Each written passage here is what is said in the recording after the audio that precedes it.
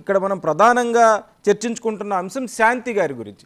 శాంతి గారి వ్యక్తిగత స్వేచ్ఛకు విఘాతం కలిగించారు అనేది అభియోగం. అంటే ఇక్కడ మనం ఆమె ఒక గిరిజన స్త్రీ, ఇక్కడ ఎలాంటి లీగల్గా ప్రొసీడ్ అయినప్పుడు వీళ్ళ మీద ఆమె ఆబ్సెన్స్లో చర్చించుకుంటున్న వాళ్ళు, లేదు మాజీ భర్తగా ఆమెపై ఆరోపణలు చేస్తున్న వాళ్ళ మీద మనం లీగల్గా ఎలా ప్రొసీడ్ అవ్వచ్చు? జనరల్గా ఆమె మీద ఎలాంటి చెప్పండి. ప్రధానంగా ఆమె ఇమీడియట్గా అది ఆ సస్పెన్షన్ ఏదైతే ఉందో రివోక్ చేయించుకోవాలండి. అలాగే ప్రభుత్వం మీద కూడా మేము మహిళా సంఘాలుగా ఒత్తిడి చేస్తున్నాము. ఇమీడియట్గా ముందు అమ్మాయిని జాబ్లోకి తీసుకోవడం అవసరము. ఇప్పటికే ఆమె ఆమె ఆమె రెస్పెక్ట్ ని భంగం కలిగిస్తూ తీసుకున్న చర్య ఏదైతే ఉందో అది ఖండిస్తున్నాము. రెండవది, లీగల్ గా ఆమె కోర్టులో వేసుకోవచ్చు, రివోకేషన్ వేసుకోవచ్చు. అండ్ దెన్ ఇప్పుడు తన భర్త మీద జరుగుతున్న ఫైట్ ఏదో అది కంటిన్యూ చేసుకుంటూనే మరి ఆమె ఆత్మగౌరవాన్ని భక్షిస్తూ లేదా ఇది చేస్తూ మీడియా మీద కూడా ఆమె కండెమ్ చేస్తూ వేసుకోవచ్చు కోర్టులో. రెండోది అంటే కంటే కూడా అంటే ఇక్కడ ఎవరైనా ఎవరి మీదైనా ఎలాంటి వ్యాఖ్యలైనా చేయొచ్చు అనే ఒక వాతావరణం కనిపిస్తుంది. అది ఎట్లా దాన్ని కంట్రోల్ చేయడం ఎలా అనుకుంటున్నారు? అది చాలా దయనీయకరమైన పరిస్థితుల్లో ఏపీ రాజకీయాలు ఉన్నాయి అని అనిపిస్తుంది. అట్లీస్ట్ ఇక్కడ తెలంగాణ రాష్ట్రంలో ఉన్న పరిస్థితి వేరుంది. మరి ఇంత దారుణంగా మీ పార్టీలో ఆడవాళ్ళని మేము ఇది చేస్తాం, మా పార్టీలో మీరు చేస్తున్నారు.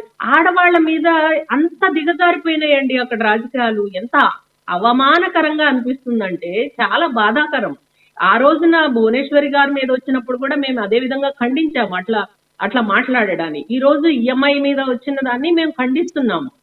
ఆడవాళ్ల శరీరాలు, ఆడవాళ్ల జీవితాలే మీకు టార్గెట్ గా ఎందుకు అవుతున్నాయి మీ రాజకీయాలు చేసుకోవడానికి? మీ రాజకీయాలు మీరు మాట్లాడండి. అంత దిగజారుడుతనం ఎందుకు ఆ పార్టీలకు కానీ ఈ పార్టీకి కానీ?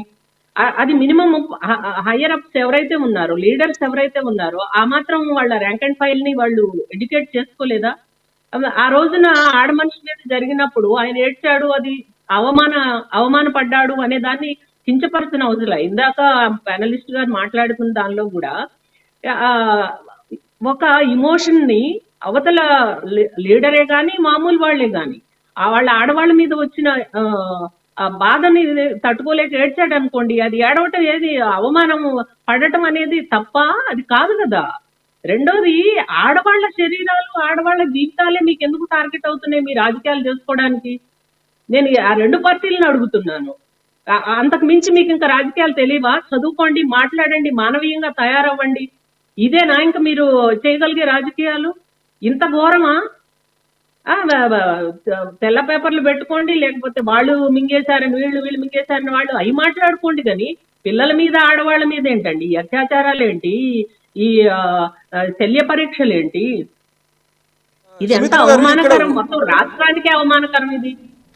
సుమిత్ర గారు, ఇక్కడ ఇంకొక విషయము, మదన్ చేస్తున్న వ్యాఖ్యల్లో నాకు ఇంత డబ్బు కావాలి అని ఆయన డివోర్స్ అప్పుడు ఆయన అడగటం మనం ఎలా చూడొచ్చు? ఆయన పత్రికా ముఖంగా అడిగాడా? నేను అడిగుంటాడనేమో నాకు తెలియదు నిజానికి అతను ఏం అడుగుతున్నాడు అని. పత్రికా ముఖంగా అడిగితే అతనికి ఏమి రైట్ లేదండి. అట్లా ఏం అడుగుతాడు? లీగల్ గా అయితే అతనికి ఏం రైట్ లేదు. అంటే అతను దిగజారుడు తను అది తెలుస్తుంది. ఈ విధంగా చాలా మంది మగవాళ్ళు తయారవుతారండి. ఇట్లా ఆ రెండు పార్టీలకి నేను విజ్ఞప్తి చేస్తుంది అది, మీరు ఆడవాళ్ళ హక్కుల్ని భంగం కలిగిస్తూ ఆడవాళ్ల జీవితాలని మరింత దారుణమైన పరిస్థితుల్లోకి నెడుతున్నారు. ఈ కేసుని మరింత ముందుకు తీసుకెళ్లి మరింత చర్చల్లోకి పెట్టడం వల్ల మీరు చేయగలిగేది ఆడవాళ్ల ఆత్మగౌరవాన్ని కాపాడుతూ మీరు చేయాల్సిన పనులు చాలా ఉన్నాయి. ఇలాంటి విషయాల మీద ఇంత చర్చలు,